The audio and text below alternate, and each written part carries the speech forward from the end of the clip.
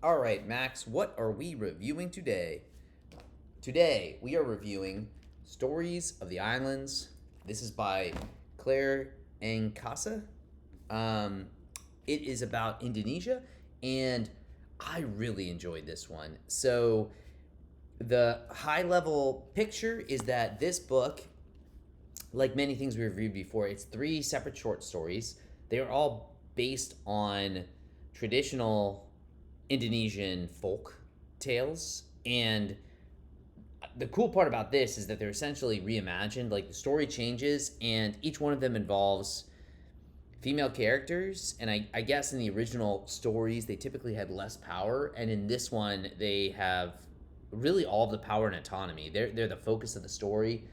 And I found each story really strong on its own two legs and really liked it. So I'm probably not going to surprise everyone starting to review the patent pending scoring system. I haven't actually dived into what this means for a while. So if some new viewer of the 10 viewers out there haven't seen or me explain this before, this basically represents how strong I think the five fundamental aspects I've been scoring these graphic novels are around the world. Each one of them, except for readability, is basically how much I enjoyed this particular element of the work of art and how much it would make me want to come back and re-experience it. So off the top, a very strong character score. I'll give a brief version of that for this. The beauty of this is, or beauty of this type of a magical like folklore tale. By the way, I have to give a little bit of the Frisian elements of the comic.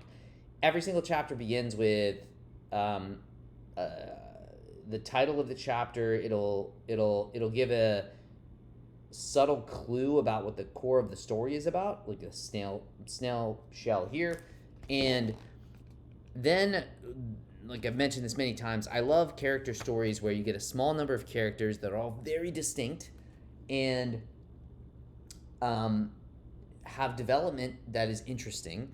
And even though you really don't even need to know the names of the characters in these stories, they symbolize something that's quite interesting. Like in the first story, it is two sisters that have a lot of animosity towards each other's, and essentially through competition enter into some magic, like choose to use some magic to try to advance one amongst compared against the other, and just a very cool tale about how unpredictable that can go, and sometimes actually something good happening because of something bad. I really really liked it. The second story is about again two sisters, but now it's on the opposite end of the spectrum. You see a very loving couple form at the beginning of this story where there's a mom and a dad. They each had one daughter. They marry and they create this amazing home. But then the mother dies. The father descends into like a very dark place where he is just like a broken man. And the story is about these two sisters, instead of competing like in the first story, absolutely coming together um, and then magical elements of again, I really like this so much I don't want to ruin too much of it, but coming together over some magic pumpkins basically, and I'll leave you with that. And then the final one is um, like an expert gardener who ends up blessed with a daughter she didn't expect, didn't really want, that comes out of a golden cucumber, which is a sentence I've definitely never said before. And uh, it is about her story to try to come up with a plan to defeat a giant that is going to come back to eat that daughter. Uh, if you don't want to read this after that description, I don't know what else to say. This is like a great story. So anyway, I love the characters. Like I mentioned before, and I've heard some stories or works of art described this way, that if you find a really compelling narrative, it almost you don't need to know their names. There's enough details around them and the relationships they have with other characters that just make them fascinating. So I just found every single one of these stories to possess that trait. I particularly like the second and third story, I think, the most. The two sisters in the middle story, and how they, even despite being stepsisters, come together and form like such a strong bond in a traumatic household that doesn't really have a good, easy solution. And then the last one, I really love the story of a woman who never really wanted to be a mother, like learned to love it, and then just something about fighting a giant with vegetation. I just loved again. So anyway, strong character score. Loved each of the individual stories. I don't want to give too much away about them, so you might be surprised or interested to read exactly how they resolve. But I thought a really strong component. I also gave the art a fairly strong 7 score. I've shown a couple pages. The coloring is great. I know this is like, I've said this before, it's maybe the most arbitrary score. Like, I might like how a particular art piece looks, and someone else might disagree, and vice versa. But, something about how they drew the giant in the third story, I was really a sucker for. I think that this is like a really cool... I just really liked the choices they made. There was almost like a saturation kind of in each story that I found really interesting. More like yellows in the first, more blues in the middle, and like just some of those awesome giant shots at the end. Great interweaving of like text over things. I also love like the simple aesthetic design. Like, there's not so much detail that you're like lost. I felt like I appreciated more every page, and it was incredibly readable. So big fan of the color, like the monsters. Wouldn't say again it's like the absolute favorite artistic rendition of any story I've ever seen, but like I really enjoyed the art as well. I thought it was a big strength. The history and culture part. Now this one's a little complicated. They're folk tales, so you don't get, you're not walking through like Mouse, which delivers a lot of historical precedent about like, a real life experience of Nazi Germany, Auschwitz, etc. We've reviewed a bunch of books about Iran with their current political state, the war on Gaza, lots of things that are contemporary or in the past that are like, extremely important national events for the nation in question. This is again Indonesian fairy tale, so it's not tackling big political. There's no migration, immigration stories in here, or stories of war, or stories of political corruption, or stories of XYZ.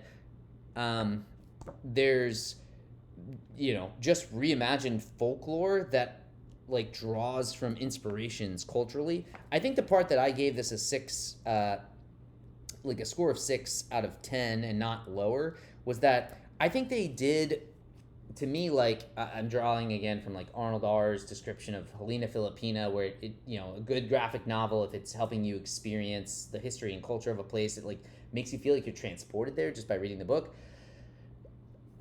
I think that they really put deliberate work into trying to give the aesthetics of like the vegetation, the fruits, the vegetables, the kind of communal aspects, the fraternal or sororal, I guess, connections, like in strength of family.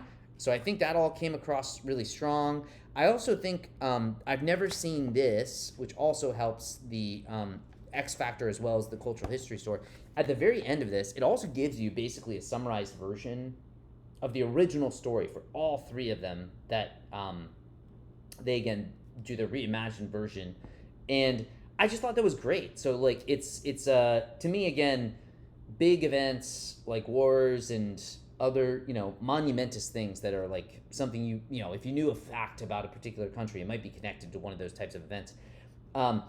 Obviously, folk tales are not the same echelon, but like I think this is a really cool way of capturing a very important part of like the more day-to-day history and life that's connected to a place. So I really like that. I had never seen, again, a novel try to reinterpret exactly like this folklore, and then on top of that give you both their version and then the original one with, again, drawings and stuff. I just thought I really like that. So for that by itself, I feel like it gives you a cool slice of life of, the nature, familial relations, and then some of the stories connected to the place that I think is very cool.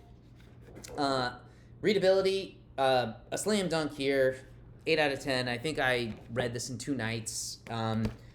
It's like a very manageable 160 pages. This feels like the kind of thing that if you wanted to get somebody into graphic novels again, I would say this is like a very good intro. Like, you are not going to have to read through dense stuff. Like, like great pictures. It again doesn't depend on you remembering like lots of names and dates, which some of these stories, some of these historical novels, right, really do. No, simplified. You remember the core characters that matter in every story, and there's 2 per story, very manageable, and you get to soak up, I think, a little bit of the cultural aspects through that, and if they really love it, they'll probably read those back pages and get, again, the original stories and maybe do some more research, but just an incredibly readable book. Hard to downgrade it. I think, again, maybe the only thing that robs the readability, which I feel it's hard to give something a readability of 10 if I don't like blow through the whole thing in one sitting. Maybe this is an intrinsic challenge for a book based on fictional folklore type stories, is that you're very aware you're reading, like an Indonesian Grimm's fairy tale. So the stakes are a little bit different. Like, I think one of the, there's certain stories where, they're a real life human being, and that actually pulls you in almost all the more. So I think for such a nice, artistic, character-driven stories, it's extremely readable. But can't give it like a 10 out of 10. But I think an 8 is about right. And then for X Factor, I gave this a 6. I just mentioned it, but I think probably the thing that really I thought was great about this story that I haven't seen done, I think, at least as well and directly, was like interpreting local folklore in such an engaging, fun way that again reminds me of like a modern day's retelling of like Grimm's fairy tales, which people have done many times in many different respects. But to do that for like Indonesian folk tales, I thought was fantastic, and just really, really enjoyed it. So I think that was the most interesting part of it, and as well as I already mentioned it, having the original, not exactly manuscripts, but like the author's best attempt to like put together the exact original way these tales would go at the back of the book to, act as like an appendix to the reimagined stories, I think is also unique. I just hadn't seen that before. So anytime you get like a new kind of like structural aspect to a story like this, I think it's worth dwelling on. So I'll end there. Super strong overall, 7 score out of 10 for the total. An incredibly readable book. Not, again, dwelling on very specific historical milestones of Indonesia, but, a very, very fun, cool way to experience the culture. Definitely would recommend. And as always, I have to keep plugging my own children's book, which is self-published and hopefully have a sequel coming out soon. But I can't go to bed yet. If you know anyone with kids or have your own that struggle to go to bed, check out the link in the description below of the video, and I'll post the link there to this book. Additionally, for the 2 people that might be watching this, if you have any graphic novels around the world that you know of that you think would be cool to add to this series, let me know.